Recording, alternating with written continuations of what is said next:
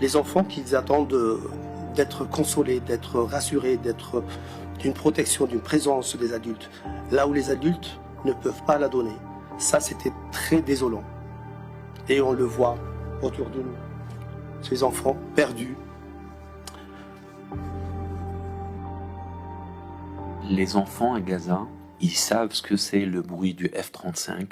Ils arrivent à faire la différence avec le F-16.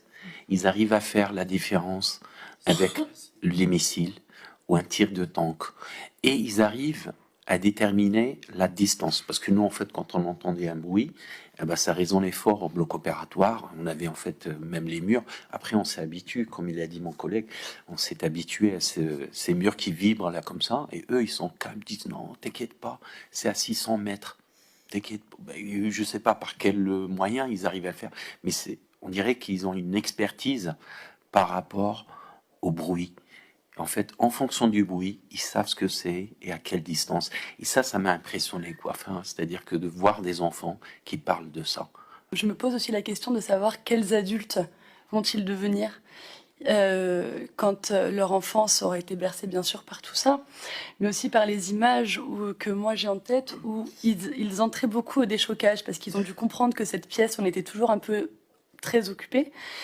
Et ils entraient et puis passaient entre les cadavres ou les personnes en train d'être réanimées ou des personnes qui n'allaient pas bien pour essayer d'attraper des gants, en faire des ballons, essayer d'attraper des seringues et jouer avec l'eau dehors, l'eau de pluie. Donc ces enfants vont se souvenir quand même et qu'ils ont joué au milieu de morts. J'ai très peur pour leur développement psychologique. Quand tout ça sera fini, parce que tout ça se terminera, comment vont-ils grandir? Qu'est-ce qu'ils vont garder comme séquelles psychologiques? Il y a beaucoup de patients qui doivent revenir au bloc opératoire pour les changements de pansement qui ne peuvent se faire que sous anesthésie générale. Donc on est obligé de les endormir parce que c'est des pansements en fait qui sont très très douloureux. Et ça, c'est tous les 48 heures, et même avec les pansements, les changements de pansement toutes les 48 heures, eh ben, on arrive à avoir quand même en fait beaucoup d'infections et du coup après, on est obligé, par exemple pour les amputés, de monter un petit peu. C'est-à-dire que il y avait que la mi-jambe, après on passe à la mi-cuisse parce qu'en fait le moignon il est infecté.